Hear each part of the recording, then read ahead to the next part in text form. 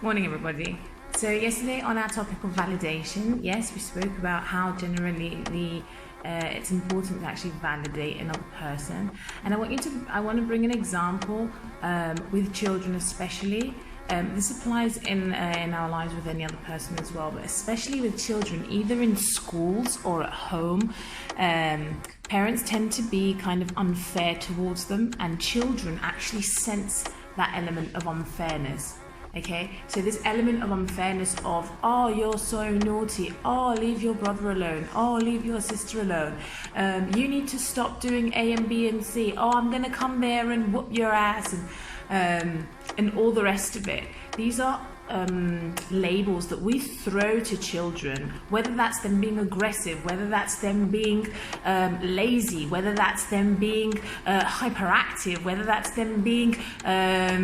slow, or whatever that label might be that we throw to the other person. It's important to remember that children and people actually put themselves in that role, so they make themselves fit that label that they have been assigned, that they have been given, because for them this is their task, this is their job. They need to show to you that they are lazy, they need to show to you that they are hyperactive, they need to show to you that, you know, I am the good student, they need to show to you that they are exactly what you label them as. And this is not done deliberately. This is done because they essentially take what you're giving them as a label to be granted, to be something that they need to fit themselves in nicely in order to satisfy you, in order to give themselves an identity. And that's very, very tricky, and there's a very fine line with that, because that role is carried with children in their adult lives, and then certain behaviors come to play in your adult life, in our adult life, that we don't actually understand where on earth these things have actually come from. Okay, and that's when we try to understand ourselves, and that's when we try to understand the root of the problem, and that's when we start maybe blaming others for, you know, whatever hurt we have been through, or whatever insecurities we may feel, or whatever neglect we have experienced in our life, in order to understand that very identity of ours, which comes from a mere label, which we have continuously heard over the years,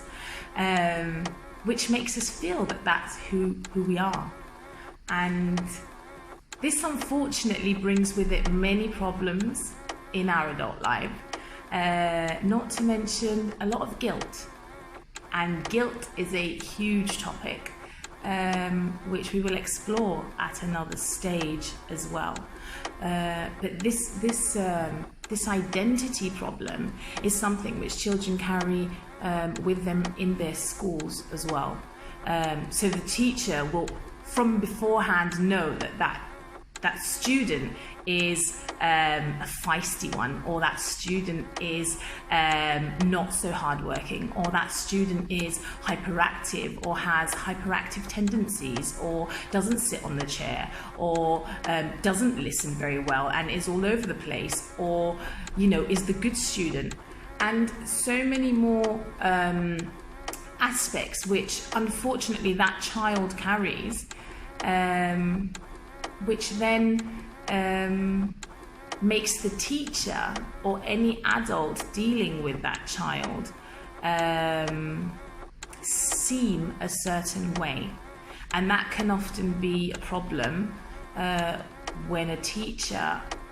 or a professional doesn't know how to deal with it appropriately, and instead of actually validating the good elements, the good characteristics of that child, there's a continuous focus on the problem, and the problem in this case is the label. Okay, so labeling is very important, and I want you all to think of a label that maybe you have been given throughout your childhood or maybe even later on, which you needed to identify with, which you perhaps still identify with. And for those of you who have managed to take yourselves out of that role, I'd love to know your thoughts and your comments about that. So thank you very much.